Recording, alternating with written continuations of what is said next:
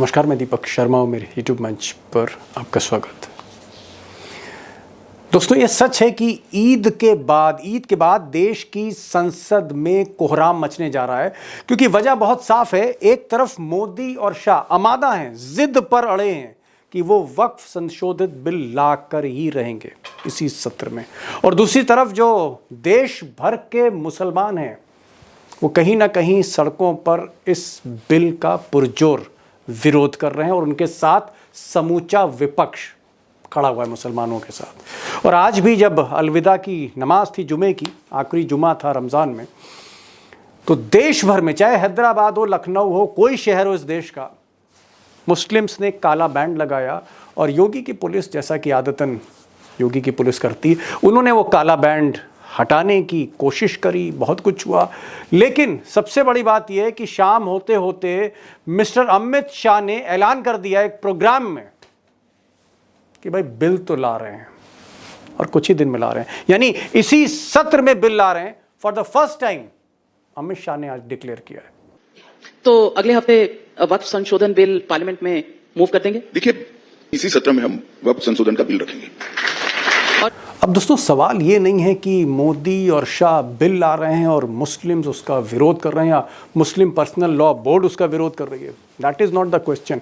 असली सवाल ये है कि क्या इस बिल पर मिस्टर नायडू, चंद्रबाबू नायडू, जिनकी बैसाखियों पर मोदी सरकार टिकी हुई है, नायडू बाबू जो मुस्लिम वोट बैंक की बदौलत सत्ता में आए हैं, क्या नायडू बाबू फाइनल फैसला करने जा रहे हैं इस बिल पर? और ये बात मैं इसलिए कह रहा हूं क्योंकि रोजा इफ्तार पार्टी में पहली बार नायडू साहब ने मुंह खोला, जुबान खोली, और उन्होंने कहा कि चाहे कुछ हो जाए, मैं वक्फ बोर्ड में मुसलमानों की जो प्रॉपर्टीज हैं, जितनी भी संपत्ति हैं, मैं उसको प्रोटेक्ट करूंगा, और मैं बातचीत करने को तैयार है मुस्लिम नेताओं से। ये एक बड़ा डेवलपमेंट हो गया पिछले 24 घंटे में। तो सवाल यह है कि ईद के बाद जब ये बिल आता है, जैसा कि मिस्टर शाह कह रहे हैं, क्या नायडू फाइनल डिसीजन लेते हैं?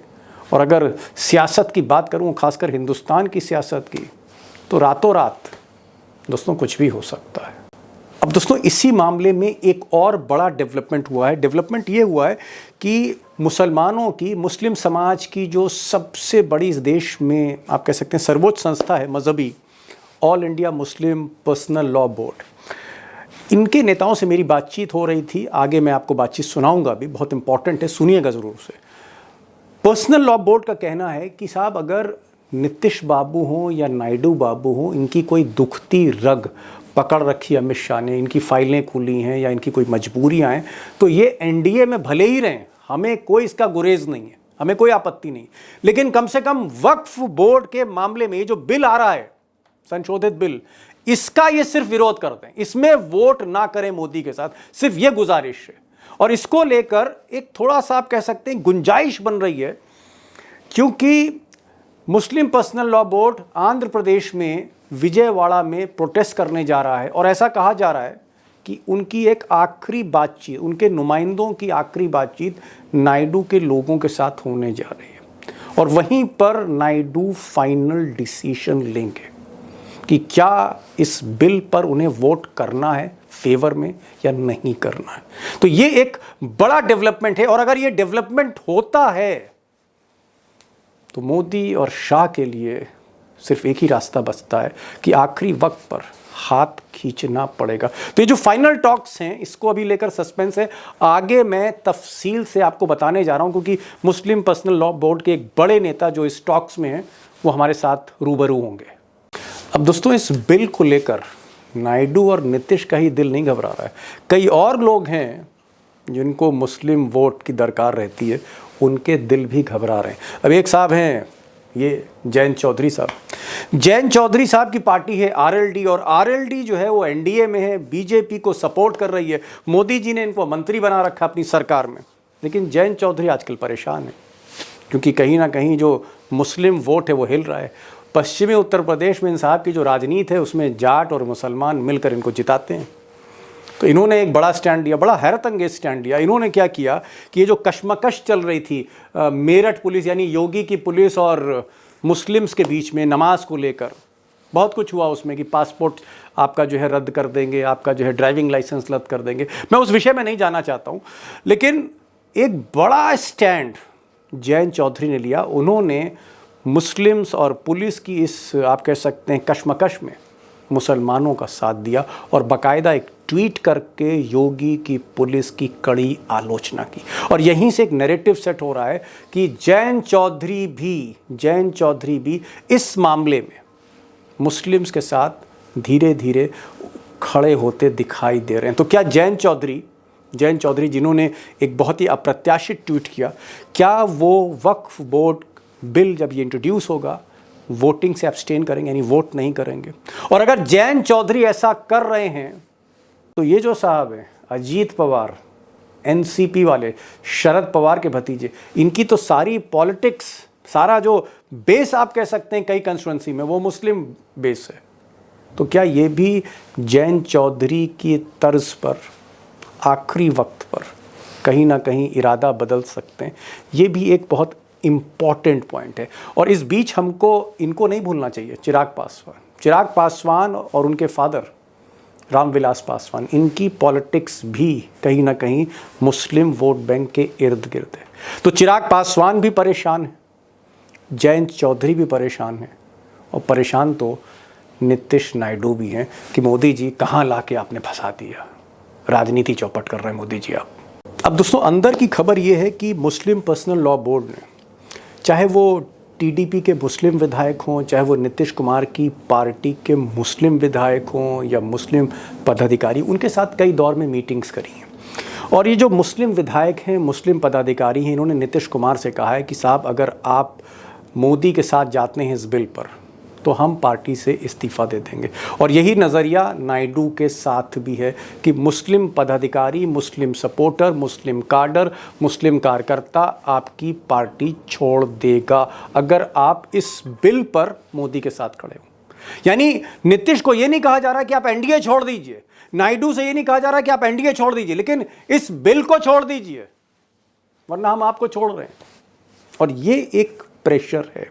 और मुझे लगता है कि जहां पर इस वक्त संसद में एक तरफ बीजेपी है या बीजेपी की विचारधारा वाली पार्टियां हैं, जैसे पवन कल्याण की पार्टी है, जैसे शिंदे की पार्टी शिवसेना, अगर इनको आप छोड़ दीजिए तो जो मझधार में लोग खड़े हैं वो ये 4-5 लोग खड़े हैं।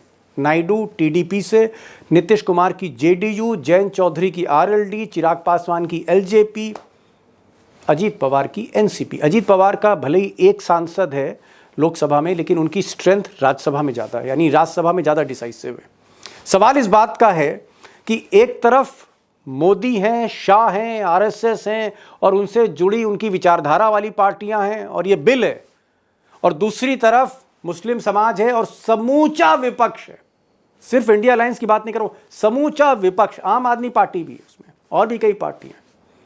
तो एक तरफ समूचा विपक्ष है, दूसरी तरफ मोदी जी की बीजेपी और उनकी विचारधारा की पार्टी हैं, और बीच में ये 4-5 नेता हैं जो हैं तो एनडीए में लेकिन वोट मुस्लिम्स के लेते हैं। तो डिसाइड इन 5-6 लोगों को करना है। वक्त जो है आप कह सकते हैं कि ईद के बाद अगले 48 घंटे में, यानी 1 तारीख को तो नहीं लेकिन 2 अप्रैल को, 3 अप्रैल को ये बिल किसी भी समय आ सकता है। और आज अमित शाह ने बाकायदा कैमरे पर बोल दिया है कि हम इस सत्र यानी 4 अप्रैल से पहले ये बिल ला रहे हैं। तो दोस्तों देखना ये होगा कि आने वाले 72 घंटे में, आने वाले 3-4 दिनों में होने क्या जा रहा है, और सारा दारोमदार मिस्टर नायडू पर है। अब दोस्तों आने वाले दिनों में, 3-4 दिनों में, क्योंकि संसद में मैंने कहा ना कोहराम मचने जा रहा है, ये जो बिल है पास होगा नहीं होगा, मोदी जी आखिरी वक्त पर हाथ खींच लेंगे या नहीं खींचेंगे, ये 4-5 नेता ही डिसाइड करेंगे। जिसमें सबसे ऊपर है नायडू बाबू जिनके 16 सांसद हैं, फिर नीतीश कुमार 12 सांसद हैं, फिर चिराग पासवान हैं, अजीत पवार हैं, या फिर जयंत चौधरी, और ये लोग जो तय करेंगे उसी से फाइनल तस्वीर बनेगी।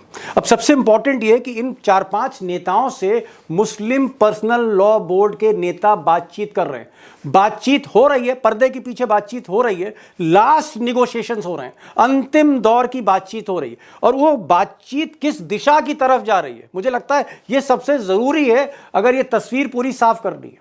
तो मैंने लिहाजा मुस्लिम पर्सनल लॉ बोर्ड के सीनियर नेता इलियास साहब को न्योता दिया कि भाई आप आइए, क्लियर करिए तस्वीर। और मैं शुक्रिया अदा करता हूं कि उन्होंने समय निकाला, हालांकि वो आंध्र प्रदेश जा रहे थे, बातचीत का दौर शुरू हो रहा है, वहाँ प्रोटेस्ट भी हो रहा है। इलियास साहब को ज़रूर सुनिए, एक पूरी क्लैरिटी आएगी आपको कि आने वाले दिन में संसद में होने क्या जा रहा है। क्या नायडू बाबू वाकई आखिरी वक्त पर करवट बदलेंगे? मेरा जो पहला सवाल है इलियास साहब, आप विजयवाड़ा में प्रोटेस्ट करने जा रहे हैं, एक प्रोटेस्ट आपने बिहार में नीतीश कुमार की घेराबंदी करी, अगली घेराबंदी जो है, जो लास्ट घेराबंदी है, वो नायडू बाबू की है, जहां सारे मुस्लिम्स इकट्ठे होंगे, नेता होंगे, आपके धर्मगुरु होंगे। क्या आपको लगता है कि नायडू बाबू पर प्रेशर बनेगा और कोई गुंजाइश आपको दिखती है कि नायडू बाबू कहीं ना कहीं अपना इरादा बदलें? कम से कम इस बिल को वो टाल तो सकते ही हैं, इतनी तो उनके अंदर कुव्वत है इस वक्त, उनकी बैसाखी पे मोदी सरकार है। हमने जितने भी राजनीतिक और लोकतांत्रिक प्रयास हैं वो हम कर रहे हैं। जाहिर बात है कि हमारे लिए ये जो बिल है ये हमारी वक्फ की प्रॉपर्टीज़ को हथियाने की एक साजिश है, एक कम्युनल एजेंडा है। और हम यही बात नीतीश कुमार जी को भी और चंद्रबाबू नायडू को भी समझाने की कोशिश कर रहे हैं कि अगर वो इस बिल का समर्थन करते हैं तो इसका मतलब ये कि बीजेपी के कम्युनल और डिविजिव एजेंडे के साथ खड़े हैं वो। तो बहरहाल उनको ये फैसला करना पड़ेगा कि उनको सेकुलर अपनी जो वैल्यूज़ हैं, सेकुलर इथोस हैं, उसको बाकी रखना है या उन्हें कम्युनल एजेंडे के साथ जाना है। हम यही बात समझाने की कोशिश कर रहे हैं। बातचीत भी हुई थी, पहले हमारे जनरल सेक्रेटरी साहब की मुलाकात हुई थी चंद्रबाबू नायडू से, उस वक्त भी उन्होंने ये बात कही थी कि ठीक हम देखेंगे इसको। लेकिन अब जबकि बिल किसी वक्त भी पार्लियामेंट पे पेश हो सकता है, अब अगर इस मौके पे चंद्रबाबू नायडू अपना स्टैंड क्लियर नहीं करते हैं और अगर वो चंद्रबाबू नायडू जो है वो बीजेपी के एजेंडे की का समर्थन नहीं करते हैं, तब तो हम मानेंगे कि भाई वो सेकुलरिज्म में यकीन रखते हैं, वो संविधान में यकीन रखते हैं, वो कम्युनल एजेंडे के साथ नहीं है। लेकिन अगर वो ऐसा नहीं करते हैं तो बहरहाल यही माना जाएगा कि वो अपने राजनीतिक स्वार्थ के लिए जो है वो या अपनी दूसरी जो इशूज हैं उनके साथ में, उसके लिए जो है वो बीजेपी के कम्युनल एजेंडे के साथ खड़े हैं। अगर वो बीजेपी के कम्युनल एजेंडे के साथ खड़े हैं तो एक बार हम फिर ये बात कल के धरने से उनके सामने बिल्कुल वाज़ेह तौर पर रखेंगे कि फिर उसके बाद वो हमारा समर्थन के बारे में भी सोचना छोड़ दें। इलियास साहब, आपने कहा कि मुस्लिम पर्सनल लॉ बोर्ड की नायडू बाबू से मुलाकात हुई, बातचीत हुई, नायडू ने आपको एक आश्वासन दिया कि वो सोचेंगे, अभी भी वक्त है। और मुझे लगता है कि सियासत में एक रात भारी पड़ जाती है, बहुत कुछ रात में ही डिसाइड हो जाता है, तो अभी तो कई रातें हैं कयामत की। क्या आपको लगता है कि अगर ये दबाव ज्यादा पड़ा मुस्लिम धर्म गुरुओं का, और खासकर जो आंध्र प्रदेश के जो मुस्लिम लोग हैं, नेता हैं, क्या नायडू बाबू आपको लगता है कि लास्ट मोमेंट पर शायद वो स्टेप इन करें, शायद वो कुछ दखल करें, मोदी से बात करें या अपना इरादा बदलें? क्योंकि जरा सा भी नायडू बाबू कदम खींचते हैं तो मोदी ये कानून नहीं बना सकते, बिल पास नहीं हो सकता, ये लोकसभा की गणित बोलती है। तो क्या आपको लगता है कि जो फाइनल राउंड आप बातचीत आपकी होने जा रही है, एक राउंड आप बातचीत कर चुके हैं नायडू बाबू से, क्या कोई गुंजाइश लगती है आपको? देखिए, असल में नायडू साहब के साथ में बहुत सारे मुस्लिम लोग उनके साथ खड़े हुए हैं आंध्र प्रदेश में, मैं जानता हूँ। उनके बहुत सारे लोगों का समर्थन को हासिल है, तो वो जाहिर है कि सबसे मशवरा कर रहे होंगे और उनको ये बात समझ में आ रही होगी कि भाई ये मामला छोटा मोटा मामला नहीं है। और ये मामले में अब आप मुस्लिम समुदायों को ये कह के नहीं समझा सकते कि भाई हम हज पे ये कर देंगे, हम जो है वो अफ्तार के मौके पे ये कर देंगे, हम रमज़ान में ये कर देंगे, हम अफ्तार पार्टी में आपके साथ खड़े होकर नमाज़ पढ़ लेंगे। ये सिम्बॉलिज्म से जो है बात बनने वाली नहीं है। हमारे लिए देखिए बात बहुत साफ है कि ये जो बिल लाया है बीजेपी ने, चाहे वो कितना ही लोगों को बेवकूफ़ बनाने की कोशिश कर रही है कि ये इसमें जो मुसलमानों के समाज के जो गरीब लोग हैं उनका फ़ायदा होगा, या ये कि ट्रांसपेरेंसी आएगी, लेकिन ये कि पूरा बिल जो भी आदमी देख से एक बार पढ़ लेगा तो वो ये समझ जाएगा सीधा सीधा कि ये हमारी मस्जिदों पर, हमारे कब्रिस्तान पर, हमारे मदरसों पर, हमारी ईदगाहों पर कब्जा करने की एक बहुत ही घिनौनी साजिश है। तो जाहिर बात है कि ये बात तो चंद्रबाबू नायडू को समझ में आ जानी चाहिए और ये बात नीतीश कुमार जी को समझ में आनी चाहिए, इसलिए कि भाई ये लोग तो रात दिन असेंबली में और पार्लियामेंट में कानून बनाते रहते हैं, तो इनको ये बात समझ में आने वाली है कि ये जो बिल लाया गया है, ये बिल वक्फ की प्रॉपर्टी को के प्रोटेक्शन के लिए नहीं, बल्कि वक्फ की प्रॉपर्टी को हथियाने के लिए लाया जा रहा है। तो अगर उसका समर्थन करने का मतलब ये हुआ कि ये फिर आप मुसलमानों के समर्थन से अपने आप को वंचित कर लेंगे, ये बात बहुत साफ है, इसमें कोई दो राय नहीं है। और जो भी जी मुसलमान देखिए अपने चंद्रबाबू, जब नीतीश कुमार जी से कल हमारी प्रोग्राम हुआ था तो उसमें मैंने बहुत साफ तौर पे ये बात कही थी कि जो लोग नीतीश कुमार के साथ में हैं, जो लोग उनके एमएलए हैं, जो लोग उनकी पार्टी में हैं, हम उनको ये बिल्कुल वार्निंग दे रहे हैं कि अगर ये बिल पास हो जाता है तो उन्हें नीतीश कुमार की पार्टी से बाहर आ जाना चाहिए, उन्हें नीतीश कुमार का साथ छोड़ देना चाहिए, इसलिए कि नीतीश कुमार ने फिर बीजेपी के साथ वो खड़े हो गए, तो कोई जी फर्क नहीं बीजेपी की नहीं, बी आप टीम सही कह हो या रहे हैं। ए टीम हो। आपका ये कहना है कि भाई जो मुस्लिम्स हैं और जो सेकुलर लोग हैं वो नीतीश को छोड़ सकते, ऐसा ही कुछ है नायडू के साथ हो सकता है। ये सही बात है कि दोनों, चाहे नायडू हो चाहे नीतीश हो, ये बात एकदम सही है कि जिस तरह का आज हिंदुस्तान में प्रेशर पड़ा है मुस्लिम्स का और लीडर्स का, कहीं ना कहीं भाई क्राइसिस में तो है। एक चीज मैं और देखा हूं जो सिल्वर लाइनिंग, थोड़ी सी उम्मीद की किरण दिख रही है कि एनडीए के एक और नेता हैं जैन चौधरी, चौधरी चरण सिंह के पोते, जिनका समीकरण ही जाट और मुस्लिम है, जाट मुस्लिम जो उनको जिताते चले आए हैं।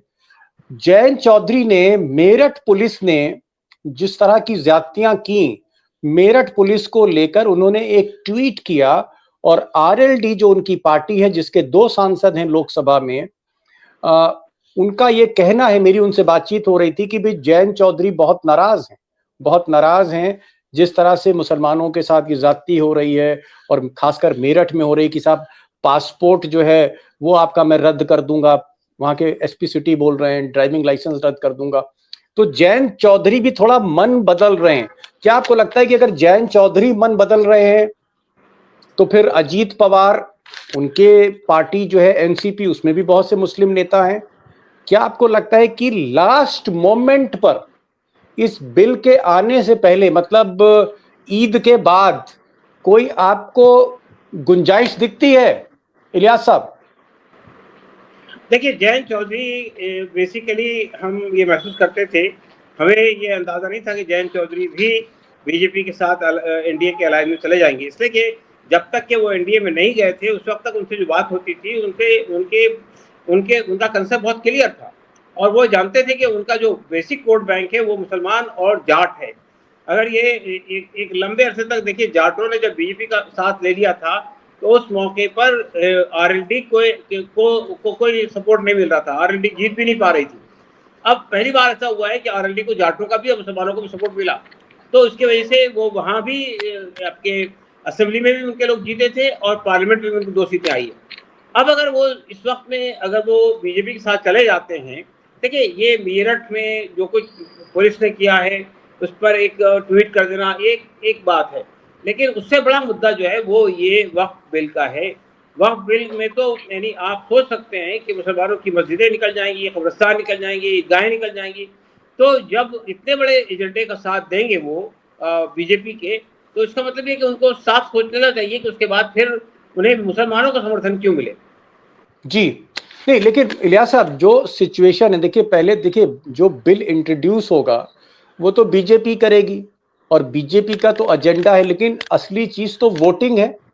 और वोटिंग में अगर मान लीजिए जैन चौधरी एब्सटेन करते हैं या नायडू बाबू एब्सटेन कर जाते हैं और ये बिल गिर जाता है, तब तो आप नायडू और नीतीश और जैन चौधरी के साथ जा सकते हैं, अजीत पवार के साथ। भाई तब मुस्लिम पर्सनल लॉ बोर्ड का स्टैंड क्या रहेगा अगर ये एब्सटेन करते हैं, ये वोट नहीं करते? देखिए एब्सटेन करने का मतलब ये हुआ कि इन्होंने बिल का समर्थन नहीं किया। देखिए हमने इनसे ये नहीं कहा कि वो एनडीए छोड़ दें, हमने ये मुतालबा नहीं किया कि वो एनडीए से बाहर आ जाएं। हमारा मानना यही है कि वो एनडीए के कम्युनल एजेंडे का साथ ना दें। ओके। अगर वो समर्थन नहीं करते हैं बिल का, अगर इनके एब्सटेन हो जाने से बिल गिर जाता है, तो इसका मतलब ये कि उन्होंने समर्थन नहीं किया। भाई यही हमारा उनका मुतालबा है। अगर वो इतना मुतालबा पूरा कर लेते हैं हमारा, तो अगर वो बीजेपी को भी ये संदेश दे देते हैं कि भाई हम आपके साथ हैं, लेकिन इस बिल में हम आपका साथ नहीं दे सकते, ये बात उनको कह देनी चाहिए बीजेपी को, अगर वो एनडीए में रहना चाहते हैं तो। ओके, एक मिनट इलियास साहब, मुस्लिम पर्सनल लॉ बोर्ड का ये कहना है कि नीतीश कुमार मोदी का दामन थामे, नायडू बाबू मोदी का दामन पकड़ें, जयंत चौधरी मोदी जी की मलाई खाएं सरकार की, उस पर आपको एतराज नहीं है। आपका सिर्फ 1 पॉइंट एजेंडा है कि भाई ये जो कानून बनने जा रहा है इस पर आप वोट ना डालें, इस कानून को पास ना होने दें। एम आई राइट सर? क्या मैं जो बोल रहा हूँ वही यही स्टैंड है आपका? समझ रहे हैं। देखिए मसला असल में ये है, आप जानते हैं कि ये इन्होंने साथ क्यों दिया।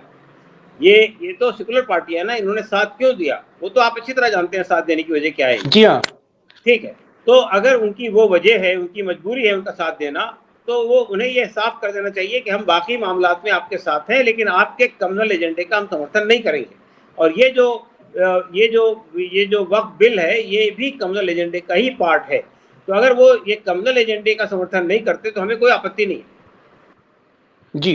क्या आप लोगों की बात कांग्रेस से भी हो रही है, ममता बनर्जी से भी हो रही है, बाकी जो पार्टियां हैं, उद्धव ठाकरे हैं, शरद पवार हैं, उन लोगों ने आपको कोई अश्योरेंस दिया है? स्टैलिन है और भी बहुत सी पार्टियां हैं, बाकी पार्टियों ने आपको क्या अश्योरेंस दिया है? देखिए इंडिया अलायंस की जितनी पार्टियां हैं वो इस मुद्दे पर हमारे साथ खड़ी है।